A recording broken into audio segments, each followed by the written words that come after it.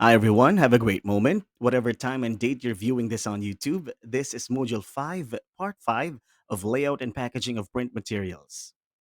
It is highly encouraged that you first watch the first four parts of this module, which were previously discussed by my group mates, because this time we are focusing on the pitfalls to avoid in layouting. At the end of this session, it is expected that you enumerate the pitfalls to avoid in layouting, as well as to identify some tricks to improve visual appeal for DevCom materials. Most of our inputs are lifted from our main reference, the DevC 206 module, some from Design Cloud by Leah Camps, and Dream Engine Design Agency from Matthew Foreman. Since my group mates already discussed what we should do in layouting a publication, now we are going to enumerate the general pitfalls that usually appear in news designs. I will be presenting some samples that need to be improved first, and we are going to emphasize key points on a side by side comparison with a better version. So, first off, now let's take a quick look at this sample material. At first, we can see a pretty decent newsletter. But as you can see, we have quite a huge area for grayness. This is what we call the grayness of a page. We can see too much gray here, and it gives us a dizzy feeling. And we don't want that because those are pure texts, and readers might get bored after just seeing this front page. So instead, look at the right example. We significantly shortened the paragraphs here, and then we included another article placed in a light blue box. And then below the main article on the left, we placed two photos introducing what's inside. So this is the best way to avoid too much gray. We put varieties by putting more photos, but not too much, and then placing other articles in a box, or sometimes we can put separating lines between two articles. Apart from too much grayness in a page, we also have here tombstoning. As what the cursor points, we have two articles here, one in the Lorem Ipsum Dolor Sit Amet and the other one in the Consectitur Adipsing Elit. However, readers might get confused with this kind of layout, with this tombstoning, because they might get confused of looking at this or treating this as one single article. To avoid this, the same as what we did on the first pitfall, we should place the other article in a box or by separating it through a line. So that's tombstoning. And the first one is too much grayness on a page. Third example, other readers might get confused here and consider that small headline as a subhead or just a subtopic of the main headline, where in fact, it was literally another independent article. This is what we call armpitting. It looks like the little article or the little headline looks like a thing under the kilikili of the big article, which should not be the case. So the cure here is to again do what we did in the first two examples. If we have a secondary article, we can place it inside a box, which is lightly colored. And just like what my classmates did, we can use a different typeface, a smaller typeface, because that's a secondary article. And then we can place more pictures that don't distract the entire page. Apart from armpitting, tombstoning, and too much grayness on a page, we have page jumps. That means a story is cut and then we will find the rest of the story in another page.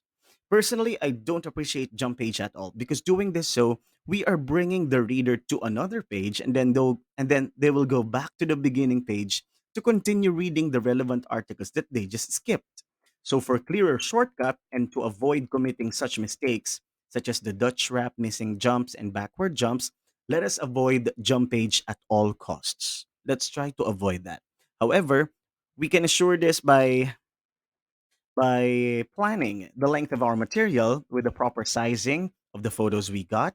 And if you really need to have a jump page in your material, Ed Henniger of Design for Readers gave us a reminder to write a jump head that makes sense. As what you can see, we also use the first word of the headline, overcrowded, as the jump marker. And then written there at the last part is page number where we can find the other part of the story. And then on page two, we can see also the first word that we used in the headline. That means that is the second part of the jump article.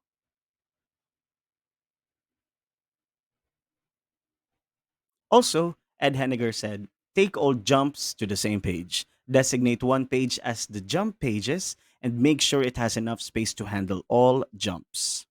That means if we are going to place jump pages, we have to collect all the bits of the remaining pages from different articles and arrange it in a single page so that readers won't get exhausted in jumping while reading.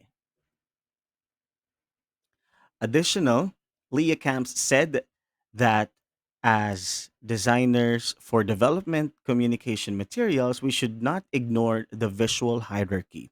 When we talk about visual hierarchy, we are telling our readers or our audience which should they notice first, which should they read first, which should catch their attention first. They have to pay close attention to visual hierarchy to improve the readability of the content and make our designs more effective, not just aesthetically pleasing, but has effective storytelling technique. An example of visual hierarchy that we have here is that on the first example of the Pastranian Gazette, we have here large picture showing the story about the headline that no child left behind. Another example is from the Talipeño Newslight. And then another one is from Eureka Mathema.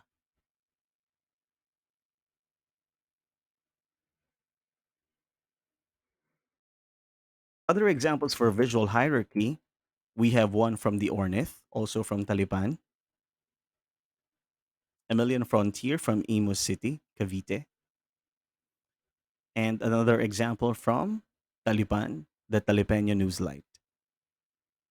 So these are newsletters published by the publications from different schools in Calabarzon.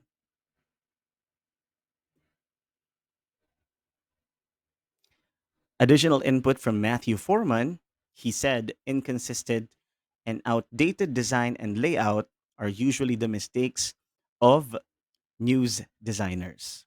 To avoid these mistakes, we have to create a style guide and template for our website and keep it updated by regularly removing any obsolete content or features. Just like what these publishers do, they make sure that they have a style guide and template. For the Pastrinian Gazette, they are using this kind of color palette. For the Emilian Frontier, they are using this design template. You can feel the personality of how these materials were made.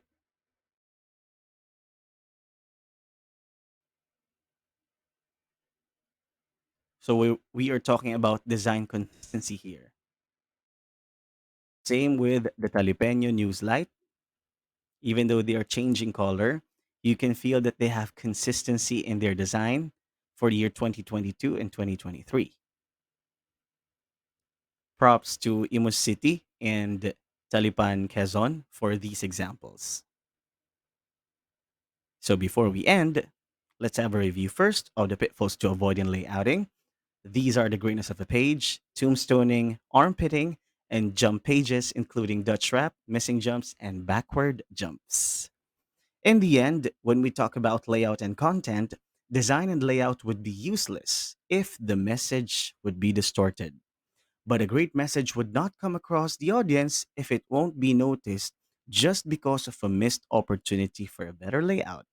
That means overall, design and content should be both planned in the beginning.